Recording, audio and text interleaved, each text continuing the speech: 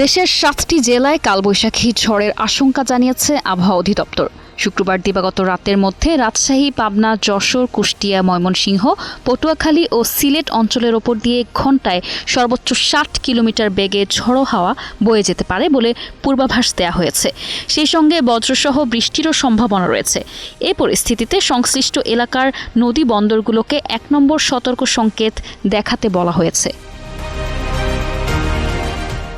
শুক্রবার বিকেলে আবহাওয়াবিদ কে নাজমুল হকের সই করা অভ্যন্তরীণ নদী বন্দরগুলোর জন্য দেয়া পূর্বাভাসে এসব তথ্য জানানো হয়। আবহাওয়া অধিদপ্তর বলছে, শুক্রবার রাত ১টার মধ্যে পশ্চিম বা উত্তর পশ্চিম দিক থেকে অস্থায়ীভাবে দমকা কিংবা ঝড়ো হাওয়া বয়ে যেতে পারে।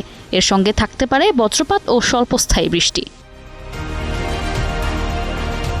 এদিকে দেশের ৫ দিনের আবহাওয়ার পূর্বাভাসেও ঝড় বৃষ্টির ইঙ্গিত দিয়েছে আবহাওয়া অফিস। শুক্রবার সকাল ৯টা থেকে পরবর্তী ১২০ ঘণ্টার আবহাওয়ার পরিস্থিতি তুলে ধরে বলা হয়েছে, লঘুচাপের বর্ধিতাংশ বর্তমানে উত্তর বঙ্গোপসাগরে অবস্থান করছে।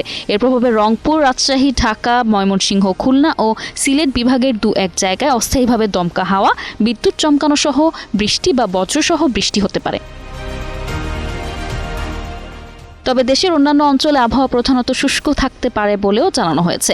একই সঙ্গে সারা দেশে দিন ও রাতের তাপমাত্রা সামান্য বাড়তে পারে বলে জানিয়েছে আবহাওয়া অধিদপ্তর।